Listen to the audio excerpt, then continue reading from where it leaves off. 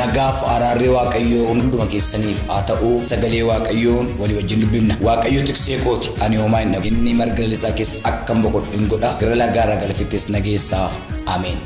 Ani maqaan koo Raajii Boggaalee Nuguseen jedhama. Waldaan Kiristaanaa Burqaa Feena Waaqayyoo idil addunyaa magaalaa Buree fi TV dhugaa waliin ta'uudhaan Dursanii Afur Guddaa amajjii 16-18 isiniif qopheessitee jira. Nagaaniif ayyaanni Waaqayyoo isiniif abaay'atu. Maqaan koo Darajjee Kabbadee jedhama. Bulchaa aanaa Bureeti. Maqaan koo Akaaluu Biraanuu Zawudeen jedhama. Gaafatamaa siyaasaa aanaa Bureeti.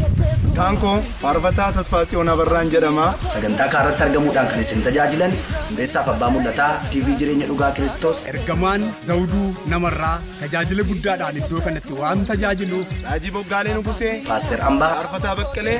Egaa konferensii kanarratti wangeelli mootummaa waaqayyoon lallabama. Dhukkubsattootaaf ni kadhatama. Biyya keenyaaf hin kadhatama. Faarfannaadhaan waaqayyo ol ni qabama.